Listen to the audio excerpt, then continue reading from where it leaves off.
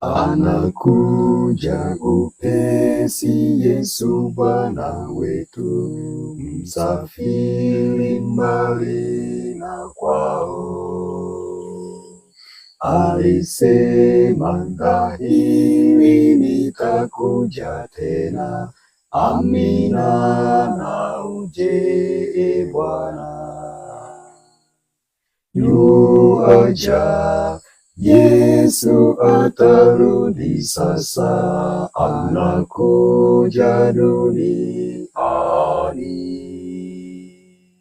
Wasafiri wote watapumzika, Yesu anaporudi tena.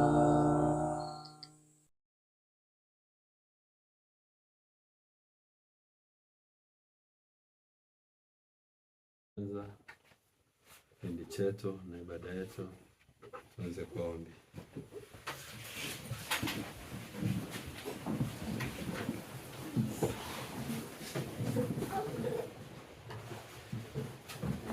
Baba uliye mwema, Baba yetu wa milele, tunakushukuru Baba kwa nafasi nyingine ambayo umetupatia kwa ajili ya kuyasikiliza maneno yako yaletayo uzima. Tunakuhitaji Kristo ndani yetu, tumaini letu la utukufu. Wewe ndiye neno na wewe ndiye kweli. Tunakusihi Baba, ukajifunue ndani ya mioyo yetu. Umetuahidi katika Yohana 16:13 ya kwamba lakini yeye atakapokuja, Roho wa kweli, atatuongoza na kututia kwenye kweli yote. Ukatuambia kwamba tutaujua ukweli na huo ukweli utatuweka huru na huo ukweli utatutakasa. Tunahitaji Baba kutakaswa na neno lako. Nitumie Baba, nifanye nyenzo mikononi mwako kwa ajili ya kutuhubiri sisi. Asante kwa kile ambacho utakwenda kutenda Baba, kupitia jina takatifu la Bwana na Mwokozi wetu Yesu Kristo. Amina.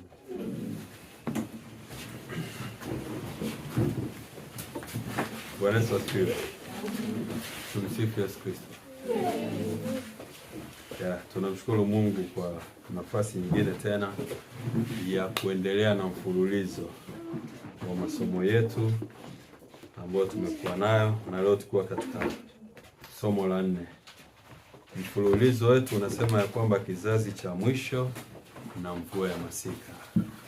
Kizazi cha mwisho na mvua ya masika. Tunaamini ya kwamba tunaishi katika kizazi cha mwisho. Na katika kizazi cha mwisho, watu wa Mungu, matukio yanakwenda kwa haraka. Nabii Dada White anatuambia katika matukio siku za mwisho, ukurasa wa 11 aya ya pili. Katika ile sura ya kwanza tu. Katika sura ya kwanza ya kitabu cha matukio siku za mwisho. Anasema ya kwamba, utasoma yale maneno machache ya mwisho. Katika aya ya pili. Majanga makubwa katika nchi kavu na bahari, hali ya machafuko ya jamii, tetesi za vita na matukio ya kutisha. Mambo haya yanaashiria matukio makubwa mno yanayokaribia. Mawakala wa uovu wanaunganisha nguvu zao na kujiimarisha. Wanajiimarisha kwa ajili ya zama kuu ya mwisho. Mawakala wa uovu wanaunganisha nguvu zao. Wanaunganisha kwa ajili ya vita ya mwisho dhidi ya Kristo. So wakati mawakala wa uovu wanavyounganisha nguvu zao, tunategemea kuona mawakala wa Mungu na wakiunganisha nguvu zao. Na ili tuweze kuunganisha nguvu zetu, ni lazima tupokee mvua. Lazima tupokee ujazo wa Roho Mtakatifu. Wanafunzi wa Yesu Kristo wa awali, ili waweze kuifanya ile kazi kwa utimilifu, ilitakiwa waunganishe nguvu zao, ilitakiwa waondoe tofauti zao. Na ndio maana tunapotafuta kwamba je, tunaishi katika kizazi cha mwisho, tukishaelewa kwamba tuko kwenye kizazi cha mwisho, tutatakiwa kuunganisha nguvu zetu. Yesu Kristo anatengeneza timu, anatengeneza kundi ambalo anakwenda kulitumia kwa ajili ya kazi ya mwisho ya nguvu kubwa kwenye ulimwengu. Kwa kama vile ambavyo shetani mawakala wake wanaunganisha nguvu zao, timu ya Yesu Kristo na yenyewe sasa hivi inaunganisha nguvu zao kwa ajili ya kazi ya mwisho.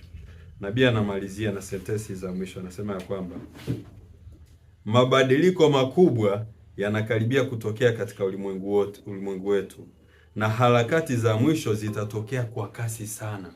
Sikia, narudia sentensi. Anasema mabadiliko makubwa yanakaribia kutokea katika ulimwengu wetu, na harakati za mwisho zitatokea kwa kasi sana. Yaani harakati za mwisho zitatokea kwa kasi kubwa sana. Kwa maana ya kwamba matukio yanayokwenda kufunga historia ya ulimwengu wetu yatakuwa yanaenda afu kwa spidi kubwa sana. Ni hiki baada ya hiki, hiki baada ya hiki, hiki baada ya hiki. Kwa tunavyoendelea kuangalia mfululizo wetu, hasa tutakapofika kwenye kipengele cha kuonyeshana matukio yanayotokea duniani, tutaiona ile spidi, kwa maana ya kwamba yanaenda kwa spidi yote. Yanaenda kwa spidi kubwa sana. Kwa matukio yanaenda kufunga historia ya ulimwengu huu yanaenda kwa spidi kubwa. Katika somo la 3 tuliangalia, tufanye flashback kidogo. Tuangalie kidogo kule tulipoishia katika somo la 3 kabla tujaingia kwenye somo letu la 4. Katika somo la 3 tuliangalia jinsi ambavyo dhambi iliingia. Ili kutafuta kizazi cha mwisho, lazima tuanzie mwanzo. Tuone mwanzo tulikosea wapi na ni njia gani ambayo shetani alitumia kunifanya mimi na wewe tuko hapa tulipo sasa. Kwa nini dunia imefikia hapa ilipo? Kwa nini ulimwengu uliingia kwenye dhambi? Kwa tuliangalia kilichoanzia kule mwanzo. Katika Mwanzo 3:1 mpaka 11 tuliona jinsi ambavyo dhambi iliingia katika ulimwengu, na tukaona ile njia ambayo shetani alitumia kuingiza dunia kwenye dhambi, kuwaingiza wazazi wetu wa kwanza kwenye dhambi, ndio njia ambayo shetani anaitumia kwa spidi kubwa kuzuia watu wa Mungu tusiweze kurejea tena Edeni. Kwa shetani hajabadilisha njia. Shetani hajabadilisha mbinu. Na ndio maana tunapaswa kuangalia historia. Historia ambayo ambaye niko ametupatia ni ya muhimu kuijua. Ni muhimu sana kujua historia. Historia inatusaidia kujua tulipokuwa, tulipo na tunapokwenda. Lakini pia historia inatusaidia kujua njia alizozitumia shetani, anazozitumia sasa hivi na atakazozitumia. Kwa historia ni ya muhimu sana kuielewa. Kwa katika Mwanzo 3:1 tuliona Mwanzo 3 kuanzia 1 mpaka 11. Sitasoma yote, nitasoma maneno machache katika ile fungu, nitarejea pale kidogo tunaporejea kwenye mada yetu. Katika Mwanzo 3 tuangalie mstari wa 6. Mwanzo 3:6. Baba, tunapoanza kusoma neno hili takatifu, tafadhali tunakuomba zifungue akili zetu, tupatie uwezo mkubwa wa kuelewa maneno haya na ikaweze kutuumba kwa jina la Yesu Kristo, amina. Anasema mstari wa 6. Mwanamke alipoona ya kuwa ule mti wafaa kwa chakula, wapendeza macho, nao ni mtu wa kutamanika kwa maarifa, basi alitwaa katika matunda yake akala, akampa mumewe naye akala. Kuna vitu vitatu ambavyo tuliviona katika Mwanzo 3, ambavyo vile vitu vitatu ndivyo ambavyo shetani anavitumia hata sasa hivi. Zile njia 3 ambazo tunaziona ambazo shetani alitumia kuangusha wazazi wetu wa kwanza, ndizo njia ambazo shetani anajaribu kuzitumia mpaka leo. Kwa cha kwanza, mwanamke alipoona ya kwamba ule mti, kwanza alianza kutamani, akaona unafaa kwa chakula. Kwa kuna vile vitu vitatu ambavyo aliviona mwanamke pale, ambavyo cha kwanza ilikuwa ni tamaa ya mwili, pili ikafuatia tamaa ya macho, tatu ikaja nini? Kiburi, ambacho kinaletwa na maarifa. Kwa vile vitu vitatu alivyoviona mwanamke ndio vikamfanya akala lile tunda, na kwa kitendo cha mwanamke kula lile tunda, dunia ilikuwa imeingizwa kwenye dhambi baada ya Adam naye kula lile tunda. Kwa baada ya kula lile tunda, kuvunja sheria ya Mungu, dhambi ilikuwa imeingia kwenye ulimwengu. Na dhambi ilipoingia kwenye ulimwengu, saa kuu ya mbinguni kuna saa kubwa inaonyesha wakati wa matukio. Baada ya dhambi kuingia, saa kubwa ikaanza kuhesabu muda. Kwa baada ya dhambi kuingia, saa ya mbinguni ikaanza kuhesabu wakati wa pambano. Hasa dunia ilipewa muda maalum kwa ajili ya pambano. Dunia haikuachwa tu kwamba dhambi iende mpaka wakati wote ambapo itachagua, kama watu ambao wanatumia vibaya neno la Mungu, wanasema hakuna jua siku wala saa. Kuna jua, yes, mwanadamu hatujapewa kujua siku na saa, lakini Mungu saa kubwa ya mbinguni inaonyesha jinsi ambavyo pambano lilivyoanza na lina muda maalum ambapo litaenda kukoma. Kwa saa kubwa ya mbinguni inatuonyesha kwamba tutaenda kukomea wapi kwenye pambano letu. Kwa kuna vile vitu vitatu ambavyo tuliona, ambapo katika Yohana wa kwanza 2:15 mpaka 17 tunaona tena tunapewa onyo lile ya kwamba tusipende dunia wala vitu vilivyomo katika dunia, na akafafanua nini maana ya kupenda ulimwengu. Kupenda ulimwengu kuna vitu vitatu ambavyo ndio vile ambavyo tuliviona Edeni. Kwa vile vitu vilivyosababisha mwanadamu akaingia kwenye dhambi, ambao ni kilichofanya tukaingia kwenye dhambi ni kupenda dunia, kupenda zaidi ulimwengu kuliko kumpenda Mungu. Na ndio maana wale ambao wana neno, kama mnakumbuka tulivyoangalia katika somo kama sio la pili na la kwanza, nafikiri somo la pili, kwamba shetani anaudanganya ulimwengu wote kulingana na Ufunuo 12:9. Hasa kuna watu ambao sio wa ulimwengu huu. Hasa baada ya wazazi wetu wa kwanza kula lile tunda, waliingia kwenye ulimwengu huu ambao ni wa dhambi, ambao mimi na wewe tunatakiwa tusio watu wa ulimwengu huu. Hasa baada ya kula lile tunda wakawa wameingia kwenye ulimwengu wa dhambi. Hasa na sisi tumeonywa katika Yohana wa kwanza 2:15 kwamba tusiupende ulimwengu wala mambo yaliyopo kwenye ulimwengu. Mambo ambayo Yohana anayasema ndio yale ambayo yamesemwa pia katika kitabu cha Mwanzo. Maana ya kuipenda dunia akasema kuna tamaa nini? Tamaa ya mwili. Alafu akaongelea nini? Tamaa ya macho. 3, kiburi cha uzima. Kwenye vile vitu vitatu ambavyo vilisababisha dhambi kaingia, ndivyo vile vitu vitatu ambavyo mimi na wewe itatakuwa tuvishinde ili tuondoke kwenye dhambi. Na katika hivi vitu hivyo vitatu ambavyo mimi na wewe tunajaribiwa sasa hivi mwishoni, ndivyo vile vitatu ambavyo Yesu Kristo alijaribiwa pale Edeni. Tuliona hivyo vitu vitatu ambavyo yale majaribu matatu ambayo Yesu Kristo alikutana nayo ndio yale yaliyofanya wazazi wetu wa kwanza wakaingia dhambini, na ndivyo hivyo vitu vitatu ambavyo kila siku mimi na wewe tunajaribiwa. Kwa hiyo tuliona kitu cha kwanza ambacho Yesu Kristo alijaribiwa ni kwenye habari ya chakula. Yesu akashinda, ambapo ilikuwa ni tamaa ya mwili. Jaribu la pili lilikuwa ni kiburi cha uzima. Yesu akamwambia, kama wewe ndio mwana wa Mungu, jitupe chini, maana imeandikwa kwamba Mungu atakutumia malaika wake watakuokoa. Kwa hiyo Yesu akalishinda hilo jaribu la pili ambalo lilikuwa ni kiburi cha uzima. Jaribu la tatu lilikuwa nini? Tamaa ya macho. Shetani alimchukua Yesu Kristo akapeleka kwenye mnara, akamonyesha macho Yesu, yakaonyeshwa vitu vyote na fali zote za ulimwengu. Akaambia, ukinisujudia nitakupa hivi vyote. Kwa hiyo Yesu naye alijaribiwa katika hivyo vitu vitatu, ambacho cha tatu ilikuwa ni tamaa ya macho. Lakini Yesu Kristo alivishinda hayo majaribu yote. Yale majaribu ambayo aliyoshinda wazazi wetu wa kwanza pale Edeni, Yesu Kristo aliyashinda akiwa jangwani.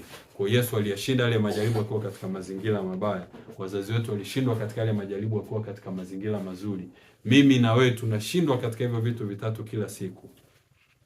Lakini njia pekee ya kuvishinda ni kuwa na neno na kulishi neno kwa uaminifu. Hasa katika kitu kingine ambacho sasa sisi tutaenda kuona kwamba tunaishi katika kizazi cha mwisho. Na ili kizazi cha mwisho kiweze kurejea Edeni, sababu kizazi cha mwisho ndio kile kitarejea pale ambapo shetani alituondoa.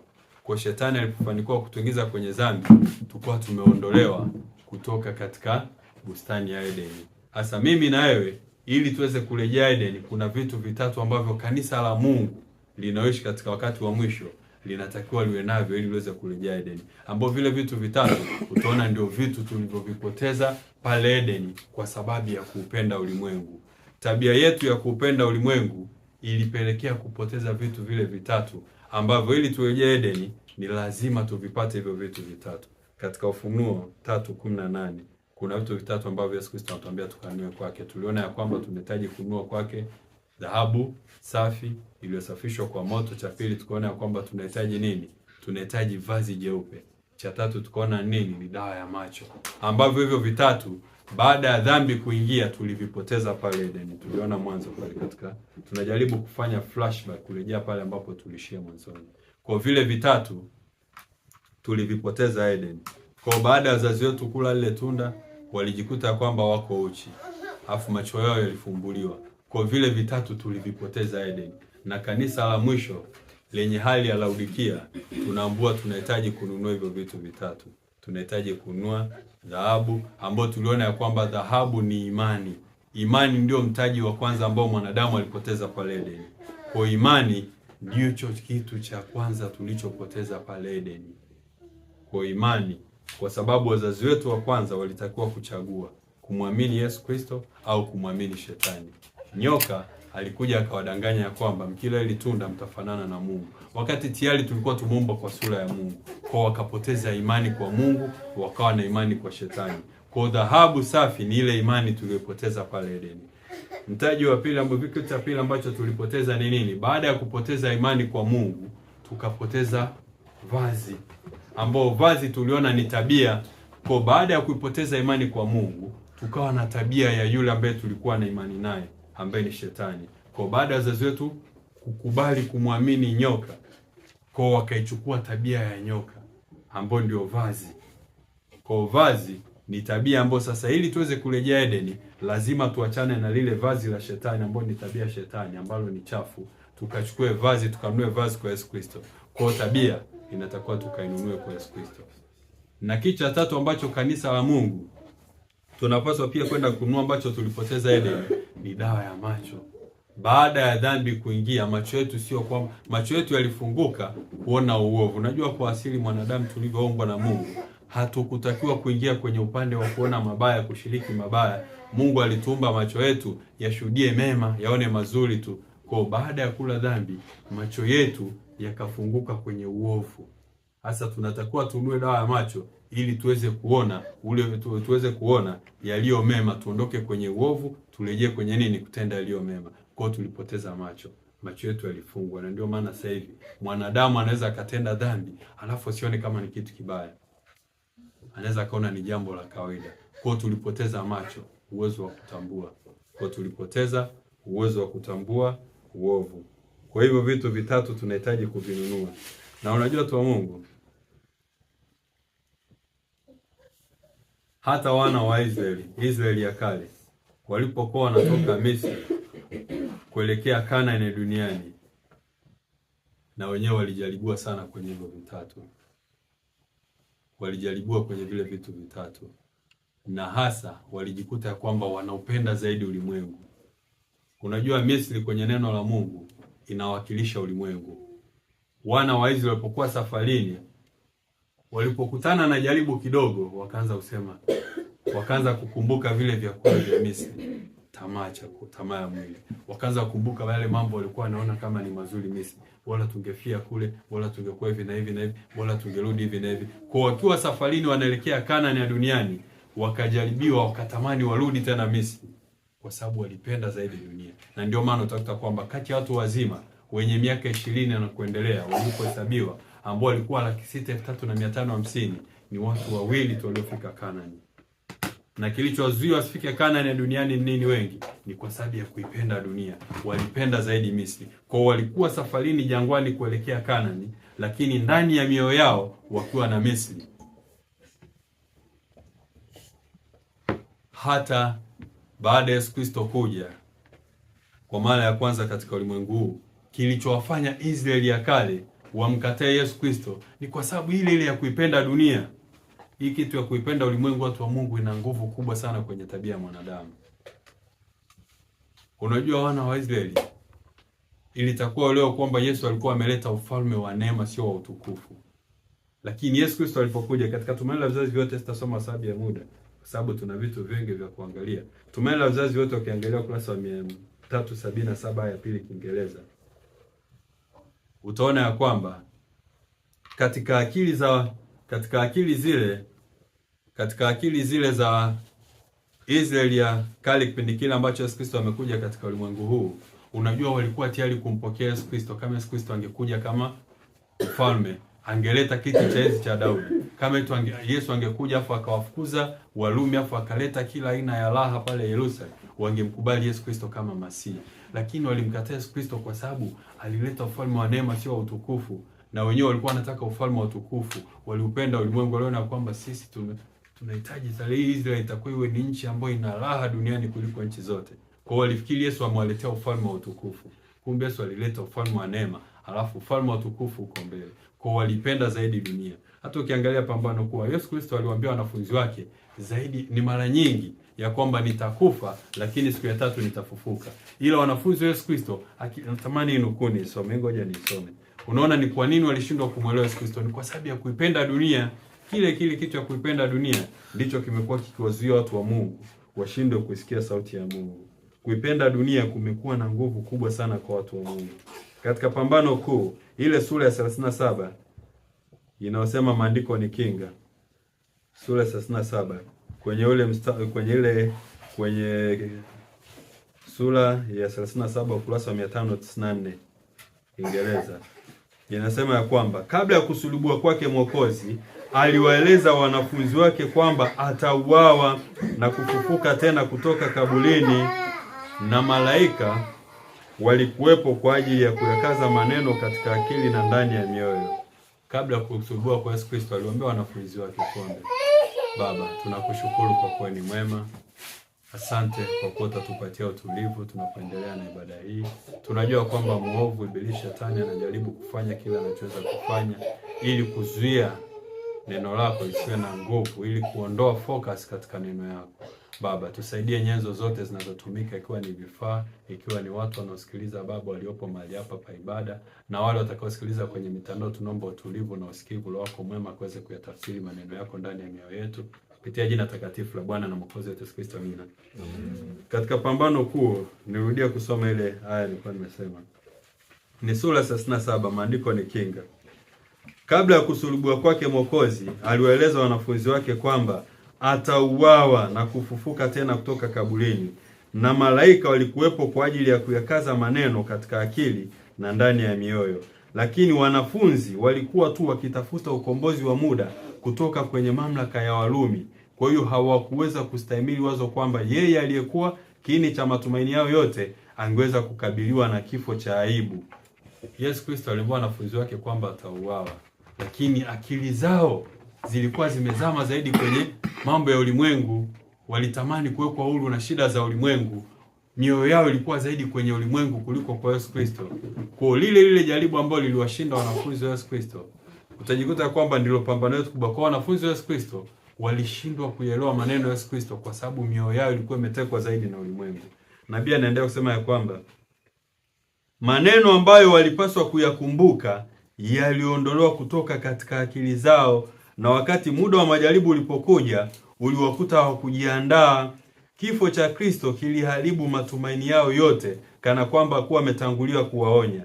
Hali kadhalika mambo yanayokuja mbele yetu yamefunuliwa mbele yetu kwa wazi kabisa katika unabii, kama yalivyofunuliwa kwa wanafunzi kwa maneno ya Kristo. Hata na sisi mambo yamefunuliwa vile vile kama ambavyo yamefunuliwa kwa Yesu Kristo. Sasa kwa kipindi cha wanafunzi wao wa Yesu Kristo, na sisi tumefunuliwa kila kitu kiko wazi, matukio yote, kila kitu kiko wazi. Nabii anasema ya kwamba matukio yanayohusiana na kufungwa kwa rehema na kazi ya maandalizi kwa ajili wakati wa taabu vimeelezwa wazi, lakini watu wengi sana hawazijui kweli hizi muhimu kuliko kama zisingefunuliwa kamwe. Shetani anavizia kudaka kila wazo ambao lingewafanya kuwa wenye busara kwa ajili ya kuokolewa, na hivyo wakati wa taabu utawakuta hawako tayari. Mbinu ile ambayo shetani aliitumia ndio anayoitumia sasa hivi. Tunaishi katika kizazi cha mwisho, na kwa neema ya Mungu tutashuhudia, lakini kila ambacho shetani alifanya ndicho anakifanya kwa watu wengi wa Mungu sasa hivi. Alichofanikiwa kufanya kipindi kile ndicho anachokifanya sasa hivi kwa uhakika. Mbinu alizotumia ndio mbinu anazozitumia sasa hivi, na watu wengi sana macho yao yamefunga, hawezi kuona ya kwamba tuko katika wakati gani. Na ni muhimu mno, kama ambavyo tumejifunza masomo ya utangulizi huko mwanzo, somo la kwanza, la pili na mpaka la 3 lililopita. Ni muhimu sana kujua wakati. Hauwezi kuwa tayari kama hujui wakati. Lazima ujue kwamba huu ni wakati wa kitu fulani ili uweze kuwa tayari kwa ajili ya tukio. Tumepewa onyo pia wa SDA katika kitabu cha Shuhuda kwa Kanisa, gombo la kwanza 608 aya ya 3. Tumepewa onyo pale. Tuliangalia kuna onyo pale tumepewa na sisi, ambao tumelinganishwa na Israeli ya kale. Nabii Dada White ametupa kwa maneno ya Mungu, kuna onyo ambalo Mungu alimtumia kutupatia sisi, hasa mimi na wewe tunaishi katika kipindi cha mwisho. Anasema nabii 608 aya 3, Shuhuda kwa Kanisa, gombo la kwanza: katika maono ya mwisho niliyopewa, nilioneshwa ukweli wa kushangaza kwamba ni sehemu ndogo tu ya wale ambao sasa wanaukiri ukweli watakaotakaswa nao na kuokolewa. Wengi watapitiliza na kuwa juu ya unyenyekevu wa kazi, watafanana na ulimwengu. Kitakachowafanya wengi washindwe kuokolewa ni kwa sababu watafanana na ulimwengu. Na sisi tumeambiwa kwamba tusiupende nini? Ulimwengu. Kwa hiyo kitakachowafanya wengi washindwe kuokolewa ni kwa sababu ya kufanana na nini? Na ulimwengu.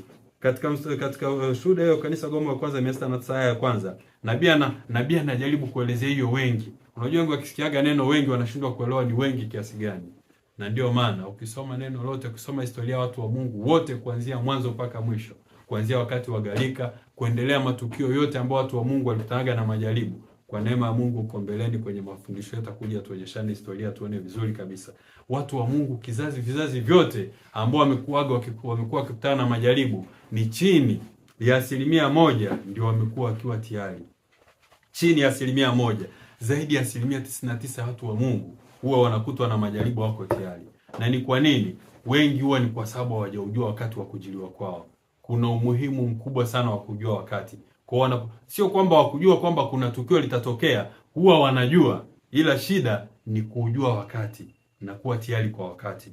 Hasa nabii anasema ya kwamba, hasa nabii hapa katika 109 ya kwanza anatoa ufafanuzi wao wengi ambao wataupenda ulimwengu. Nabii anasema, nilielekezwa nyuma kwa Israeli ya kale.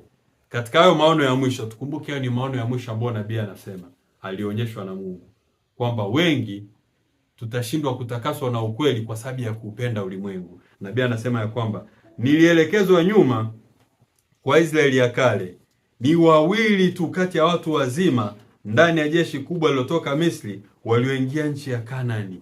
Ni wawili tu kati ya jeshi la watu wazima waliohesabiwa wakati wanatoka Misri. Hivyo walikuwa ni watu wangapi? Neno la Mungu halijatuacha gizani. Katika kitabu cha Hesabu 1:45 na 46 inatupatia hiyo idadi. Hesabu 1:45 na 46, some kwa haraka yake, nasema, basi hao wote waliohesabiwa katika wana wa Israeli kwa kuandama nyumba zao tangu umri wa miaka 20 na zaidi, wote walioweza kwenda vitani katika Israeli, hao wote waliohesabiwa walikuwa ni watu waume 603,550, yani 603,550. Kwa katika watu 603,550 ni watu wawili tu waliofika Kanaani. Ukijaribu kutafuta pasenti, ukatafuta pasenti kwamba wawili kati ya 603,550, utaona ni chini ya 1%. Hata haikaribia 1%, utaona ni 0.000000, hapo ndio utakutana na moja huko mbele. Ni wachache, watu wawili kati ya 603,550. Na ni kwa nini wengi walipotea? Ni kwa sababu ya kuupenda ulimwengu. Walitamani kurudi Misri. Walitamani Misri, waliipenda zaidi dunia kuliko kumpenda Mungu. Nabii anaendelea kusema, nisome sentence moja ya mwisho kwenye Shuhuda wa Kanisa Gombo la kwanza 109 ya kwanza. Kwenye ile nukuu ambayo tulikuwa tukisoma. Nisome sentence iliyokuwa inafuata, anasema kwamba maiti zao zilitapakaa nyikani kwa sababu ya makosa yao. Israeli ya leo, sikia hapa anapotoa onyo kwenye Israeli ya leo, ambayo Israeli ya leo ni Waadventista wa Sabato, ni mimi na wewe tunojiita kuwa Waadventista wa Sabato. Wana marejeo ya siku ya saba, huku hatujui kwamba siku ya saba, yani mwaka wa 7 umekaribia kiwango gani. Anasema ya kwamba Israeli ya leo iko katika hatari kubwa ya kumsahau Mungu na kuongozwa katika ibada ya sanamu kuliko wale watu wa zamani. Yani Israeli ya leo tuko kwenye hatari kubwa kuliko Israeli ya kale, ambapo Israeli ya kale walikuwa ni watu wawili kati ya 603,550. Asa Israeli ya leo tuko kwenye hatari kubwa kuliko Israeli ya kale.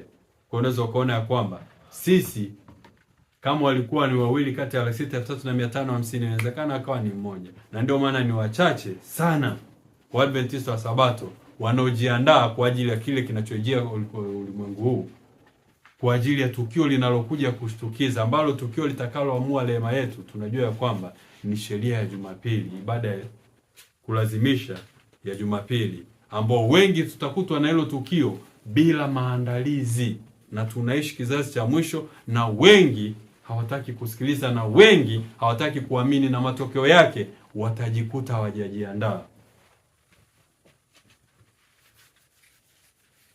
Na katika ukurasa wa 608 Pambano Kuu Kiingereza kuna onyo pia. Kupenda ulimwengu, watu wa Mungu tumeonywa sana. Kupenda ulimwengu maana yake ni kupenda sana starehe za dunia. Maana yake nini? Tamaa ya mwili. Mwili unakutawala. Tamaa ya mwili ni nini? Kwa sababu ya muda tusije tukazama sana. Tamaa ya mwili uko umekwambiaje? Wagalatia wametoa onyo kuhusu tamaa ya mwili. Tamaa ya mwili ni vitu vyote ambavyo vinatupeleka kutenda dhambi. Katika Wagalatia ametuonya. Wagalatia 5 ametuonya matendo ya mwili. Kwa yale matendo ya mwili yote ndio amebebwa na tamaa ya mwili. Kwa ukiangalia pale mtu anaweza kusema kwamba sasa tamaa ya mwili ni nini? Labda ni chakula na mengine yote ambayo yamesemwa katika Wagalatia 5, matendo ya mwili. Kwa hivyo vitu, tamaa ya mwili, tamaa ya macho. tumeongozwa mno na kutamani vitu vya ulimwengu kuliko kumtamani Mungu. Kiburi cha uzima, watu wa Mungu tuna viburi ambao vinatokana na uzima ambao Mungu anatupatia. Viburi kwenye ulimwengu, Mungu akisha kuruhusu mtu akawa na uchumi kidogo, akawa na elimu kidogo, huwezi kumwambia akakubali neno la Mungu ambalo anaona litaenda kuathiri uchumi wake, litaenda kugusa mfumo wake wa maisha. Mtu uko tayari kucompromise, yuko tayari kuvunja maelezo ya Mungu ili aweze kukizi tamaa zake. Na hicho ndio kitawazuia watu wengi wa Mungu tushindwe kuokolewa, kwa sababu tunapenda zaidi vitu vya ulimwengu kuliko kumpenda Mungu. Yesu Kristo anatuambiaje? Yeyote atakaye kunifuata ajikane mwenyewe, ajitwike na msalaba wake, afanyeje? Anifuate. Watu wako tayari kujitwika msalaba kwa sababu wanaipenda zaidi dunia kuliko kumpenda Mungu. Shuhuda kwa kanisa 608. Aya pili. Kuna maonyo mengine hapa ambao Mungu ametupa kwa sababu ya kuipenda dunia. Tunaonywa sana watu wa Mungu. Watu wengi wa Mungu tutashindwa kuokolewa kwa sababu ya kuipenda dunia. Dunia ina nguvu kubwa sana. Historia inatuonyesha hivyo. Watu wa Mungu wote wamekuwa wakianguka kwa sababu dunia ina nguvu kubwa kwenye mioyo yao kuliko Yesu Kristo. Anasema ya kwamba 608 Kiingereza aya ya pili, anasema kwa kadiri tufani karibiavyo, kundi kubwa la watu ambao wamejidai kuamini ujumbe wa malaika yule watatu. Hapa amesema malaika watatu, malaika ambaye ni yule malaika watatu, lakini hawakuwa wametakaswa kwa njia ya kutii ukweli, watauacha msimamo wao na kujiunga na askari wa upinzani. Kwa kujiunga na ulimwengu na kuchukua roho yake, wanafikia hatua ya kuyaona mambo karibu katika nuru inayofanana, na hivyo wakati jaribu linapoletwa wanakuwa wamejiandaa kuchagua kilicho rahisi, upande unaopendwa na watu wengi.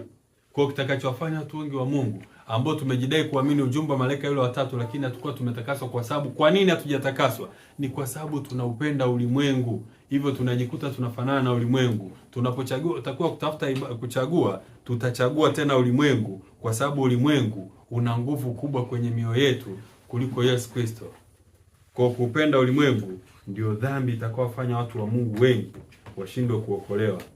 Nguvu ile ile ya ulimwengu iliyosababisha wazazi wetu wa kwanza, watu wa Mungu, kilichowafanya tukaingia kwenye dhambi ni kwa sababu waliupenda ulimwengu kuliko kumpenda Mungu. Kwa walichagua vitu ambavyo viliwafanya waingie kwenye ulimwengu wa dhambi, wakifikiri wanachagua kitu kizuri. Hasa ili tuende kinyume na ulimwengu, lazima tujikane nafsi ili kwenda kinyume na mapenzi yetu ambayo tunafikiri ni mazuri, ambayo yanatafuta utukufu wa nafsi yetu. Tuliumbwa ili tuwe utukufu kwa Mungu. Hatukuumbwa kwa ajili ya kutukuza nafsi zetu. Tuliumbwa ili tuwe nyenzo za Mungu kwa ajili ya kumtukuza. Hasa baada ya dhambi kuingia, saa kubwa ya mbinguni inapoanza kuhesabu, mpango wa ukombozi unafunuliwa kwenye Mwanzo 3:15. Mwanzo 3:15. Katika Mwanzo 3:15, baada ya wazazi wetu wa kwanza kuingia dhambini, hawakuwa na uwezo wa kuona makosa yao mpaka pale ubiri lilipotolewa. Injili ya kwanza ilihubiriwa kwenye Mwanzo 3:15. Pale ndipo injili ya milele inaanza kutolewa kwa mara ya kwanza kwa jamii ya mwanadamu iliyokuwa imeingia dhambini. Sikia, ile ubiri ni ubiri kubwa kweli. Ni ubiri kubwa ambalo leo mimi na wewe linatufanya hata tuweze kuisikia sauti ya Mungu. Bila ili hubiri, wanadamu tungekuwa tunamkimbia Mungu siku zote. Wakati Yesu Kristo alipokuwa ameenda kuwatembelea sasa wazazi wetu wa kwanza pale, baada ya dhambi kuwa imeingia, walimkimbia. Hili ubiri ndilo lilitufanya mimi na wewe sasa hivi tuweze kumsikia Mungu kwa sababu ya ile ubiri ambayo lilitolewa. Mwanzo 3:15 anasema ya kwamba nami nitaweka uadui kati yako na huyo mwanamke, na kati ya uzao wako na uzao wake, huo utakuponda kichwa na wewe utauponda kisigino. Hili ni ubiri la kwanza lilotolewa Eden baada ya dhambi kuingia, na ubiri hili lilipotolewa, shetani alilisikia ile ubiri na wazazi wetu wa kwanza walisikia ile ubiri, na mpango wa ukombozi ukafunuliwa kwa jamii ya mwanadamu kwamba sasa baada ya kutenda dhambi, mshahara wa dhambi ilitakiwa mfe, maana mshahara wa dhambi ni mauti.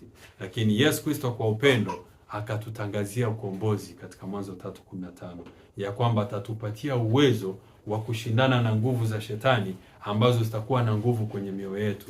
Kwa Yesu akatutangazia mpango wa ukombozi. Na wakati Mungu anapofunua mpango wa ukombozi, anatangaza kwamba mpango wa ukombozi utatengenezwa kupitia kwa Yesu Kristo, ambaye yeye atauawa kwa ajili ya dhambi zenu.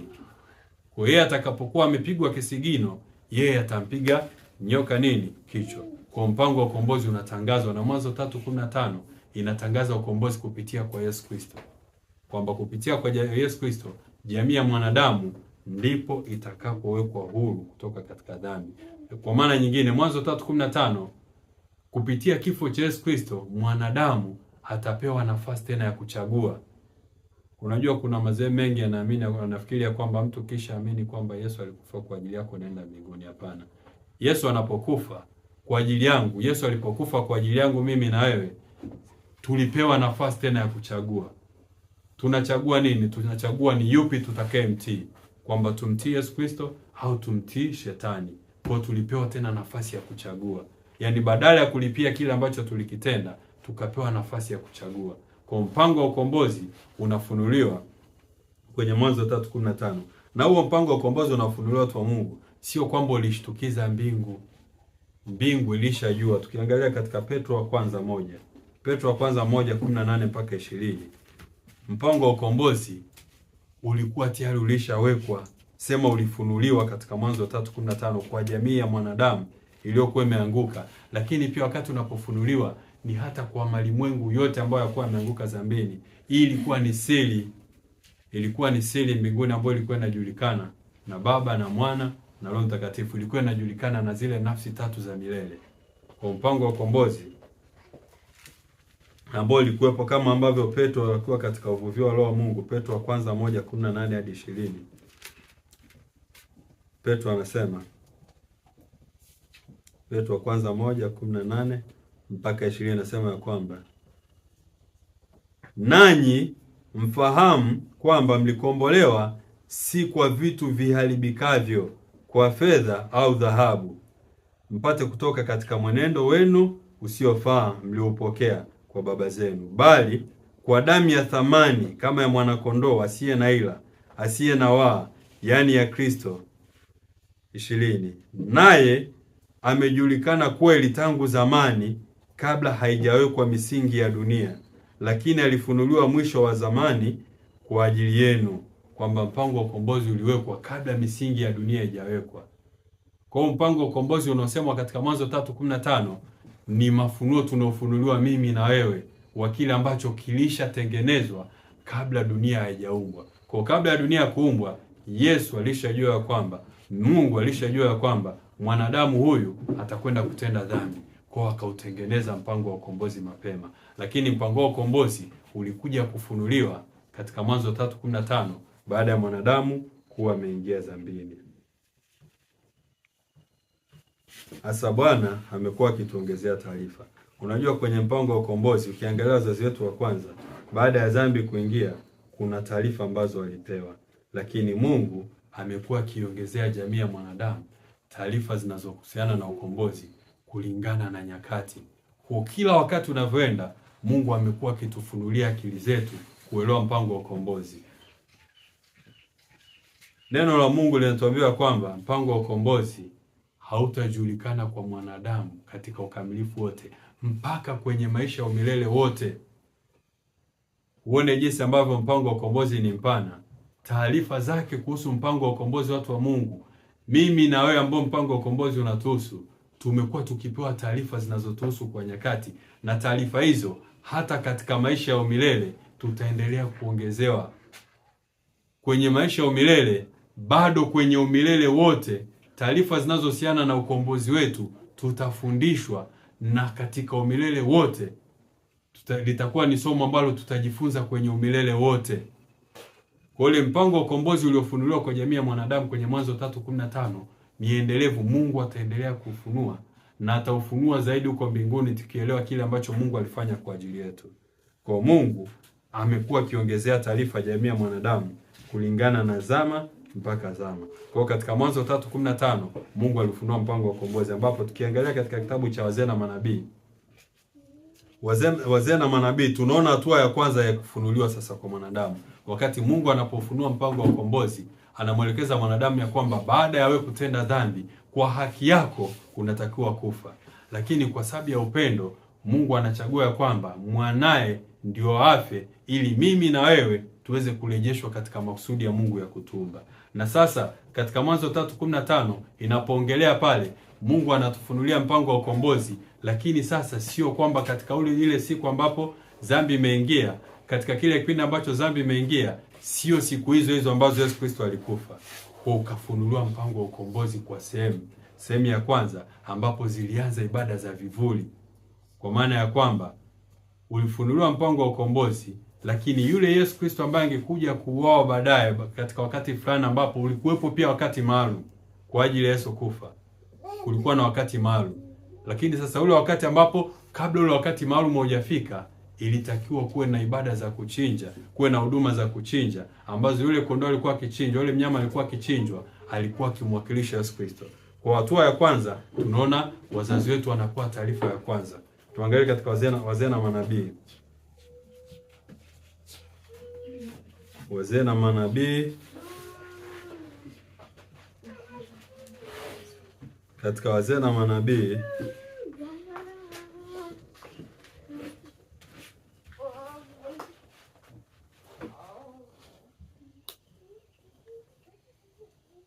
ukurasa wa 68 aya ya kwanza. Wazee na manabii ukurasa wa 68 aya ya kwanza, tutasoma kwa haraka. Nasema ya kwamba toleo la kafara lilitolewa na Mungu ili liwe kwa Adamu ukumbusho wa milele na ufahamu wake ya kwamba dhambi yake na kukiri kwake kwa imani kuhusu mkombozi aliyeahidiwa ilizamiliwa kufahamisha wanadamu walioanguka ukweli kwamba dhambi ndiyo iliyoleta mauti.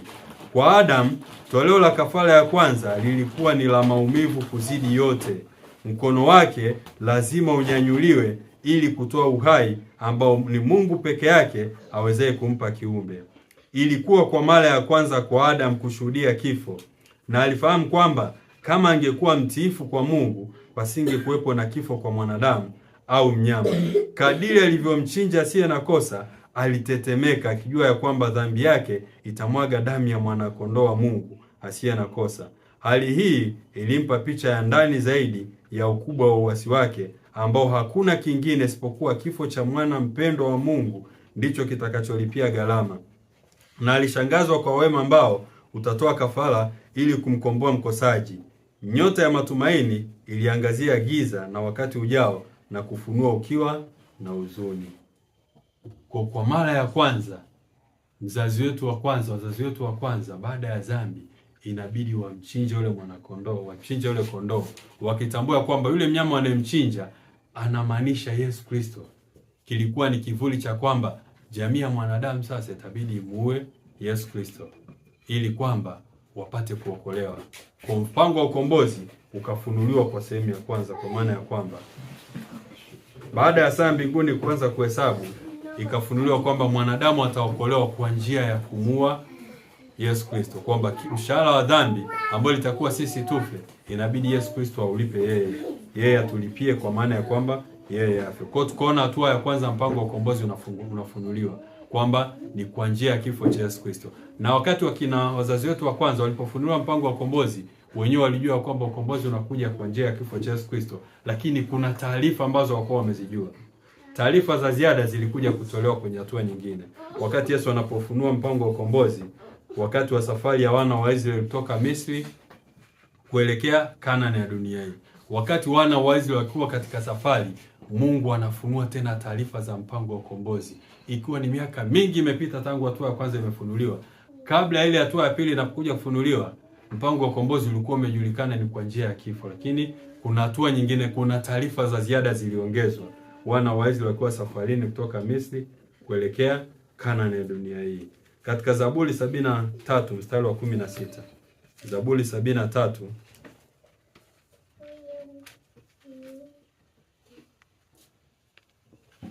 kabla ya Zaburi tuangalie Kutoka 25 8 na 9. Tuangalie Kutoka 25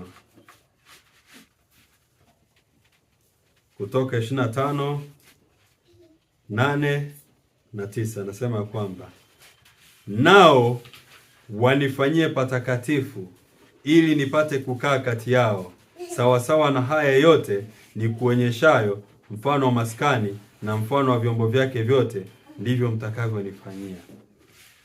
Kwa hatua nyingine, Musa akiwa jangwani kwenye safari, mpango wa ukombozi unafunuliwa na Mungu anasema kwamba walifanyie patakatifu.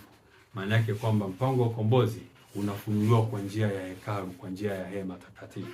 Kwa maana ya kwamba ili Mungu akapate kukaa pamoja na wanadamu, Musa alifunuliwa kwamba inatakuwa, alionyeshwa ramani ya mbinguni, na baada ya kuonyeshwa ramani ya hekalu ya mbinguni, ya hema mbinguni, Musa akaambiwa kwamba unatakuwa jenge kama hiyo hiyo ili mimi nipate kukaa na nyie. Kwa ili Mungu aweze kukaa na sisi, anaofunua mpango wa ukombozi kupitia kwa hema. Katika Zaburi 73:16 na 17. Zaburi 73:16 na 17 anasema, nami nalifikiri jinsi ya kufahamu hayo, ikawa taabu machoni pangu, hata nilipoingia katika patakatifu pa Mungu, nikatafakari mwisho wao. Daudi alipokuwa akiona uovu na makosa yakifanyika, alikuwa anasema mambo haya yatakoma lini? Mwisho wa huu uchafu na mavurugu yote yataishia lini? Lakini anasema alipoingia katika hekalu ndio akauona mwisho, kwa sababu mpango wa ukombozi umefunuliwa kupitia hekalu. Katika Zaburi 77:13, Zaburi 77:13 huwa anasema kwamba Mungu, njia yako i katika utakatifu, ni nani aliye Mungu mkuu kama Mungu? Nasema kwamba njia ya Mungu iko katika patakatifu pake, kwa maana ya kwamba njia ya kwenda kwa Mungu iko katika hekalu. Kwa njia ya hekalu, kwa njia ya hema, Mungu anaifunulia jamii ya mwanadamu taarifa za nyongeza zinazohusiana na ukombozi wa mwanadamu. Kwa Mungu anatuongezea taarifa zinazohusiana na ukombozi. Kwa hiyo tunaona wazazi wetu, tunaona wakati wa Musa anapochukua ile ramani, anajenga hekalu ambalo linakuwa na sehemu tatu. Linakuwa na ua wa nje, linakuwa na chumba cha kwanza, na linakuwa na chumba cha pili. Na hizo njia zote hizo ni njia ambazo zinaonyesha mpango wa ukombozi wa mwanadamu. Kwa hiyo ni taarifa ambayo tuliongezewa, jamii ya mwanadamu iliongezewa kuhusiana na ukombozi. Kwa Mungu akatuongezea taarifa za ukombozi wa mwanadamu. Taarifa nyingine tena ambayo, kuna taarifa nyingine ambayo tuliongezewa inayohusiana na ukombozi. Taarifa nyingine ambayo tuliongezewa inayohusiana na ukombozi ni kwa njia zile sikukuu 7. Kwa njia ya sikukuu 7 kuna taarifa ambayo Mungu anatufunulia. Baada ya kuwa imetolewa taarifa kuhusiana na ukombozi katika Mwanzo 3:15, na pia likaja hema ambao katika Kutoka 25:8-9 tumeona kwamba Musa anaambiwa ajenge patakatifu, ajenge hema. Sasa kuna taarifa zinatolewa nyingine kuhusiana na nini? Kwenye zile njia sikukuu 7 za Wayahudi, Mungu anatoa taarifa ya muda wa mpango wa ukombozi. Kila tukio linapewa muda, kwamba tukio fulani litakuwa na muda fulani, tukio fulani litakuwa na muda fulani.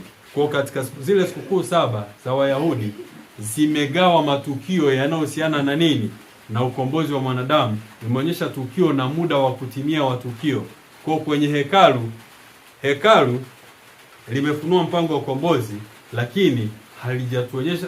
Kuna taarifa ambazo ilikuwa bado hatujapatiwa, ambazo Musa alikuja kupatiwa kwenye zile sikukuu 7. Kwa katika zile sikukuu 7 kuna sikukuu zile utaziona ambazo zilikuwa zinafanyika kwenye ua wa nje, kuna sikukuu zilikuwa zinafanyika katika chumba cha kwanza, lakini kuna sikukuu zilikuwa zinafanyika katika chumba cha mwisho cha huduma. Na zinapoisha zile sikukuu, tunaona mpango wa ukombozi utakuwa umekamilika. Tunaona kulikuwa na sikukuu 7 ambazo kwa kifupi, kwa haraka tuziangalia, ambazo na zenyewe zilifunua muda maalum wa mpango wa ukombozi. Kwa zinaonyesha muda maalum wa utimizwaji wa mpango wa ukombozi. Katika Mambo ya Walawi 23, katika Mambo ya Walawi 23 kuna taarifa pale ambazo tunaongezewa. Mambo ya Walawi 23, tuangalie mstari wa 4 mpaka mstari wa 6. Hasa kuna zile sikukuu 7 za Wayahudi. Zile sikukuu zilionyesha muda wa mpango wa ukombozi ambao umejengwa kupitia hekalu. Kwa tulionyeshwa muda. Some kwa haraka. Mstari wa 4 anasema kwamba sikukuu za Bwana ni hizi, na makusanyiko matakatifu ambayo mtayapigia mbiu kwa nyakati zake. Kwa zile sikukuu zilikuwa ni matukio ambayo anasema ya kwamba ilikuwa ni makusanyiko matakatifu ambayo yalipigiwa mbiu kwa nyakati zake. Kwa yale matukio yalikuwa ni muhimu, ambayo itakuwa apigiwa mbiu kwa nyakati zake. Yalikuwa na nyakati na yalikuwa na wakati maalum. Kwenye mstari wa 5 anasema kwamba mwezi wa kwanza siku ya 14 ya mwezi wakati wa jioni ni Pasaka ya Bwana. Kwa tukio la kwanza lilikuwa ni Pasaka ya Bwana, ambapo kwa sababu somo langu, lengo langu sio kuonyesha kujifunza zile sikukuu saba, ni kujaribu kuonyesha wakati, kwamba mpango wa ukombozi ulikuja kufunuliwa wakati maalum. Kwa maana ya kwamba katika zile sikukuu saba ambazo kwa haraka sikukuu ya Pasaka ilimwakilisha nani? Yesu Kristo ndio alikuwa Pasaka.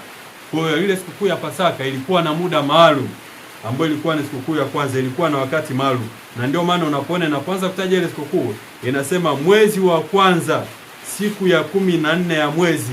Kwa mwezi wa kwanza wa Kiyahudi siku ya 14 ilikuwa ni sikukuu ya Pasaka.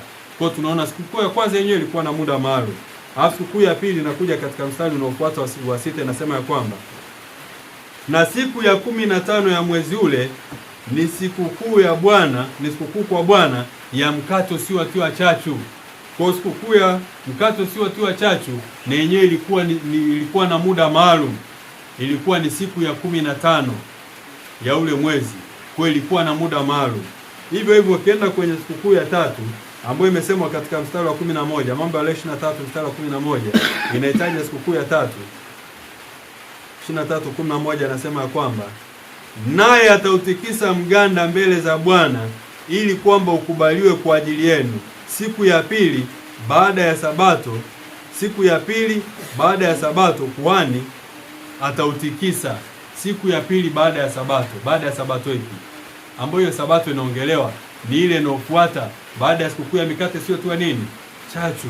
Maana sikukuu ya mikate inayotiwa chachu ikiwa ilikuwa ni Jumamosi, na maana kwamba baada ya Sabato maana yake siku iliyofuata ilikuwa ndio sikukuu ya kutikisa nini? Mganda, ambayo siku inaitwa ni sikukuu ya malimbuko ya kwanza kwa jina lingine. Ilikuwa ni siku ya kutikisa mganda au ni siku ya malimbuko ya kwanza. Kwa hiyo yenyewe ilikuwa na wakati maalum. Tukienda kwenye sikukuu ya 4 ambayo imesemwa pia katika sikukuu ya 4 imesemwa katika mstari wa 15 na 16 kwenye Mambo ya 23. Mambo ya 23 15 na 16 inasema ya kwamba nanyi mtajihesabia tangu siku ya pili baada ya Sabato, tangu siku hiyo mliouleta mganda wa sadaka ya kutikiswa, zitatimia Sabato 7. Zitatimia Sabato 7. Anasema ya kwamba hata siku ya pili ya hiyo Sabato ya 7 mtahesabu siku 50, nanyi mtamsogezea Bwana sadaka ya unga mpya. Kwa baada ya ile sikukuu ya kutikisa mganda mtahesabu Sabato 7, ambao 7 mara 7 ni 49. Alafu ile inayofuata ambayo ni 50 itakuwa ni siku ya nini? Ilitambulika kama sikukuu ya Pentekosti. Kwa nayo ilikuwa na muda maalum. Sikukuu ya Pentekosti ilikuwa ni siku ya 50. 7 mara 7 49 jumlisha 1 siku ya 50. Kwa ilikuwa na muda maalum. Kwa zile sikukuu zilifunua mpango wa ukombozi zikituwekea muda maalum. Sikukuu ya 6, sikukuu ya 5 imesemwa katika mstari wa 24, Mambo ya Lawi 23 mstari wa 24. Mstari wa 24 anasema ya kwamba nena na wana wa Israeli waambie, mwezi wa 7 siku ya kwanza ya mwezi kutakuwa na kustarehe kabisa kwenu, ni ukumbusho wa kuzipiga baragumu, ni kusanyiko takatifu. Hiyo ilikuwa ni sikukuu ya baragumu. Baragumu, kuzipiga baragumu nayo ilikuwa na muda maalum. Ndio maana utaona imetaja muda kabisa ya kwamba inasema ya kwamba katika mstari wa 4 mstari wa 24 kwamba mwezi wa 7 siku ya kwanza ya mwezi. Kwa ilikuwa ni mwezi wa 7 tarehe ya kwanza ya huo mwezi ilikuwa ni sikukuu ya baragumu. Kwa hiyo tunaona sikukuu ya 5 ilikuwa na wakati maalum. Kwa mpango wa ukombozi Mungu anatufunulia wakati maalum. Sikukuu ya 6 inasemwa katika mstari wa 27, Mambo ya 23 mstari wa 27. Anasema, lakini siku ya 10 ya mwezi wa 7 ni siku ya upatanisho. Kwa siku ya upatanisho ilikuwa ni siku ya 10 ya mwezi wa 7. Kwa tunaona ya kwamba sikukuu ya upatanisho nayo ilikuwa na wakati maalum. Kwa zile sikukuu 7 zilifunua muda, na sikukuu ya mwisho tunaiona katika mstari wa 34, 23:34 ambayo ilikuwa ni sikukuu ya 7. Anasema ya kwamba nena na wana wa Israeli waambie, siku ya 15 ya mwezi huo wa 7 ni sikukuu ya vibanda. Kwa sikukuu ya vibanda ilikuwa ni siku ya 15 ya mwezi huo wa 7. Kwa hiyo wenyewe tunaona kulikuwa na muda maalum kwa ajili ya sikukuu ya vibanda. Hasa hizo sikukuu zote watu wa Mungu katika Pambano Kuu kurasa wa 399 aya ya 3 na aya ya 4. Pambano Kuu 399 aya ya 3 na ya 4. Katika hizo sikukuu za vivuli ambazo tumeziona ambazo zilianzishwa, nabii anasema Pambano Kuu 399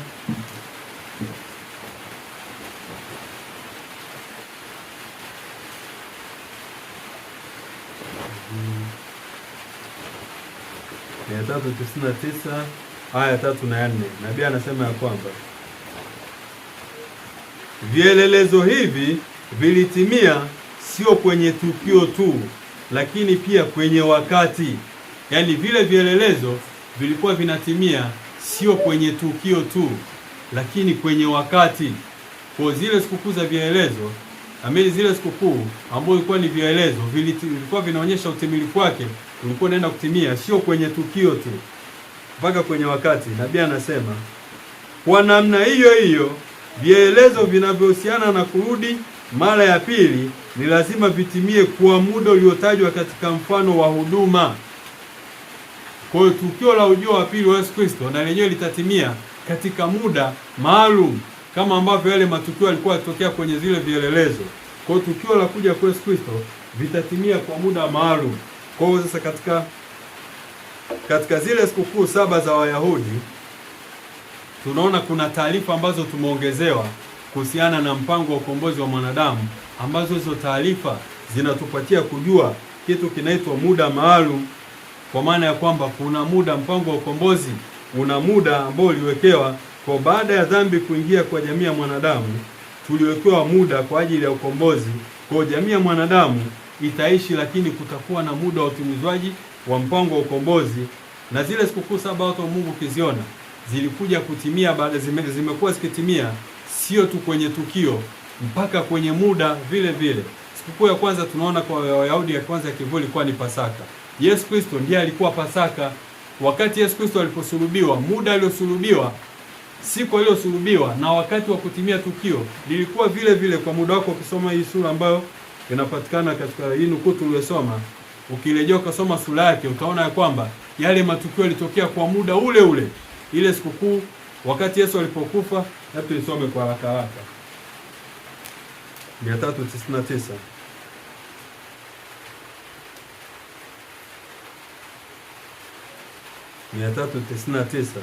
anasema ya kwamba, nirudie ile nukuu nisome maneno ambayo sikuwa nimesoma. Anasema ya kwamba siku ile ile na mwezi ule ule ambao kwa muda wa karne 15 kondoo wa Pasaka amekuwa akichinjwa, Kristo akiwa amekula Pasaka na wanafunzi wake alianzisha karamu hiyo ambayo ilikuwa kwa ajili ya ukumbusho wa kifo chake mwenyewe kama kondoo wa Mungu aichukuaye dhambi ya ulimwengu. Nabii anasema ya kwamba, turudi nyuma kidogo, katika pale aya ya juu inasema ya kwamba kuchinjwa kwa kondoo wa Pasaka kilikuwa kivuli cha Kristo. Paulo anasema Kristo Pasaka wetu ametolewa sadaka kwa ajili yetu. Kwa kuchinjwa kwa Yesu Kristo ilikuwa nini? Ilikuwa inatimiliza ile sikukuu ya nini? Ya kivuli cha Pasaka. Kwa Yesu Kristo, wakati ambapo Yesu Kristo alikufa, ilikuwa ni katika muda ule ule ambao ilikuwa inafanyika sikukuu ile ya kivuli. Ndio maana mtaona siku ile Yesu Kristo alipokuwa anachinjwa, kulikuwa siku ile Yesu Kristo alipokuwa anakufa, ndio ilikuwa siku ile ile ya kuchinja. Ndio maana wakati ambapo Yesu Kristo anakufa, utaona hekaluni kulikuwa na mnyama ambaye alikuwa anachinjwa. Wakati Yesu Kristo alipokufa, yule mnyama alikimbia, hakuchinjwa. Ilikuwa ni muda ule ule ambao tukio lilikuwa linatokea, ndipo Yesu Kristo naye alikufa. Kwa tukio tunaona kwamba vile sikukuu za vielelezo, wakati ambapo Yesu Kristo anapoanza kufa, baadaye ya vielelezo sasa tunatoka kwenye vielelezo tunaenda kwenye matukio halisi. Kwa katika muda ule ule halisi, Yesu Kristo, watu wa Mungu, asingekuja kufa wakati wote kwenye hii dunia. Wagalatia 4. Soma Wagalatia 4 mstari wa 4 na 5. inatuonyesha kwamba kulikuwa na muda maalum. Yesu asingekuja wakati wote akaja kufa kwenye dunia. Kulikuwa na wakati maalum ambao itakuwa Yesu Kristo aje.